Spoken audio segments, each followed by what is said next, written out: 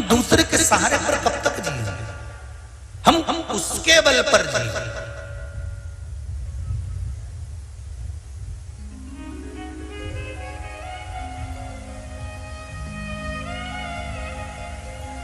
अरे भाई,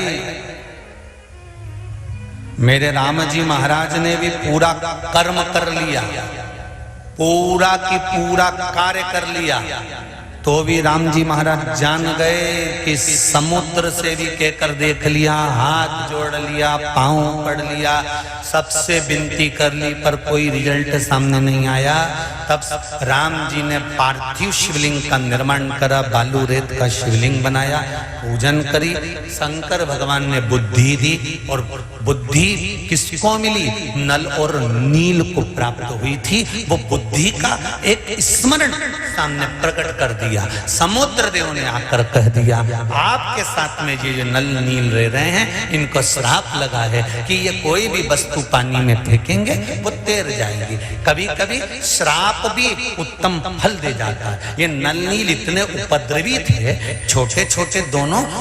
जब संत लोग तपस्या करते थे, उनका सामान ले जाके पानी में फेंक देते, ना आसन मिलता ना कमंडल मिलता। बेचारे संत लोग रोते रहते कि काय की औलाद पैदा कर, ऐसे छोरा छोरी संतों का सामान ले जाके फेंक देते हैं पानी के अंदर। बड़े उपद्रवी हैं, बड़े उपद्रवी हैं। इन संतों ने विचार करा, छोटे हैं, उपद्रव कर रहे हैं, अगर हम श्राप देंगे और इनको ज्यादा दे देंगे तो तकलीफ आ जाएगी। ऐसा करते हैं कि श्राप भी हो जाए और काम भी हो जाए। तो श्राप ऐसा देते हैं कि जो भी अपना सामान, हमारे कमंडल, कपड़े, आसन, कुछ भी पानी में फेंकेंगे तो वो तैरेगा, तैरेगा तो अपन कूद के निकाल के लिए आएंगे। तो इन्होंने श्राप दे दिया कि ये दोनों जो भी पानी में फेंके वो डूबे नहीं।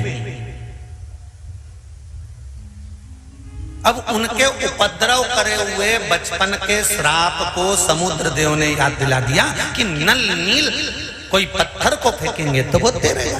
तो इन्होंने पत्थर फेंकवाए, वो पानी में तैर गए। तो जरा विचार करो, इतनी देर तक वो कोई बताने वाला नहीं था कि पत्थर तैराने वाले भी तुम्हारे साथ में है। तुम सारे हाथ पैर जोड़ लिए, तब तक तुम्हारा काम आगे नहीं बढ़ा। पर शंकर भगवान की उपासना करना चालू करी और तुम्हारा काम धीरे धीरे आगे बढ़ने लगा। समझ लो कहीं ना कहीं अटका हुआ था, तो शिव ने मार्ग दिखा दिया। और मार्ग दिखाया राम जी को भी कि अब पत्थर तैराए, पार हो गए। और पार होने के बाद भी आखिरी में भी अंतिम समय तक भी रावण नहीं मरता।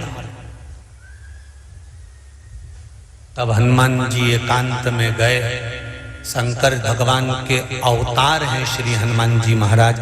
उन्होंने ध्यान दिया, भोलेनाथ जी से कहने की जगह अपने पिता पवन देव से कहा, पिताजी बताओ ये रावण तो मरता ही नहीं है, बड़ा प्रयास करके देख लिया पर ये मरे ही नहीं, बाणों पर बाण छोड़ दिए पर मरता नहीं है, कुछ उपाय बता। विभीषण ने जैसा जैसा बताया तो भी नहीं मर रहा है। नाभि में अमृत है, ये विभीषण ने बता दिया था राम जी को, और राम जी ने 7 कर बाण छोड़ दिया था नाभि में, तो भी नहीं मरा। तो टेंशन नहीं होगा।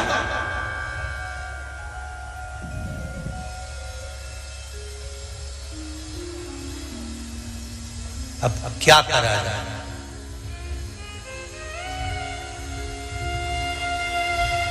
पंडित जी ने जैसा जैसा बताया था सब कर दिया। राम जी ने भी विभीषण के कहने पे करा कि बाण छोड़ा, नाभि में गया अमर सुखने के लिए, पर नहीं मारा। तो लक्ष्मण जी ने तो विभीषण से कह भी दिया, तू ही तो बोला कि नाभि में अमृत है और बाण छोड़ो मर जाएगा। ले 14 बार छोड़ दिया, मरा ही नहीं। झूठेला, कम से कम यहां तो सत्य बोल। अपने भाई का साथ दे रहा है। विभीषण ने कहा भाई का साथ नहीं दे रहा, मुझे जितना मालूम था मैंने बता दिया कि नाभि में बाण छोड़ोगे अमृत सूखेगा और मर जाएगा। तो फिर मरे क्यों नहीं? ये क्यों नहीं मर रहा? तो विभीषण क्या, मुझे ही नहीं मालूम, मेरे को तो इतना मालूम था, इसने ब्रह्मा जी से वर मांगा था कि मेरी नाभि में अमृत रख दो और अमृत सूखे मैं मरूं। और इसको वर मिला और मैं वहां से चला गया। इसके बाद क्या हुआ ये नहीं मालूम। तो हनुमान जी ने पवन देव से पूछा ये मरेगा कैसे? पवन देव ने कहा मैं शंकर जी से पूछ के आता हूँ। शंकर जी के पास पवन देव पहुंच गए। शंकर जी से पूछा हर हर महादेव। शिव जी ने पूछा कैसे आयो पवन देव? पवन देव करे मेरा पुत्र हनुमान बड़ा तकलीफ में, टेंशन बहुत ज्यादा, बहुत चिंता। क्या चिंता आ गई? वो रावण मर नहीं दिया। तो तुरंत शंकर भगवान बोले वो ऐसे मरने वाला नहीं है। उसने ब्रह्मा जी से वर मांगा था कि नाभि में अमृत दे दो, अमृत सूखेगा तब मैं मरूंगा। ये वर ब्रह्मा जी ने कह दिया तथास्तु। सब चले गए सुन के, पर रावण नहीं हिला।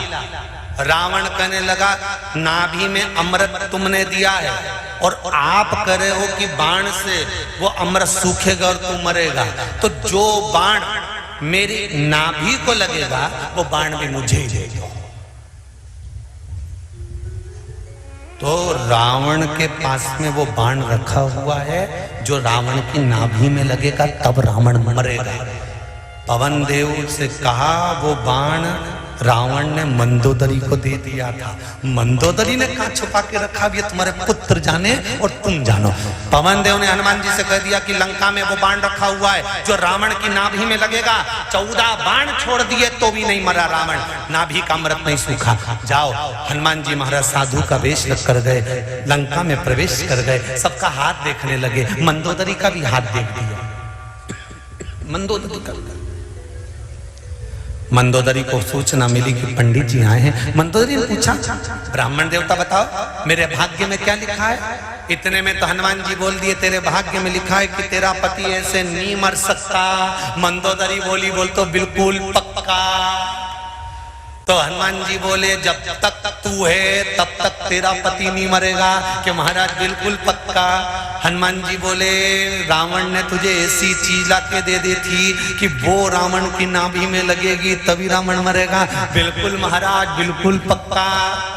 इतने में हनुमान जी बोले वो चीज तेरे पास आज भी रखी हुई है? बिल्कुल रखी हुई है। तूने अपने ही महल में छुपा के रखी है। अरे महाराज मैं जिस कमरे में सोती हूँ उस कमरे में जो खंबा है खंबे में मैंने चुनवा कर रखी।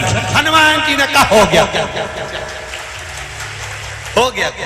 हनुमान जी कूद पड़े और गए, खंबा तोड़ा, उसमें से बाण निकाल कर लाए, राम जी को दिया। राम जी से कहा अब छोड़ो, और राम जी ने जो बाण छोड़ा और नाभि में लगा तब जाके दादा निपटा, तब जाके प्राण छूटे, तब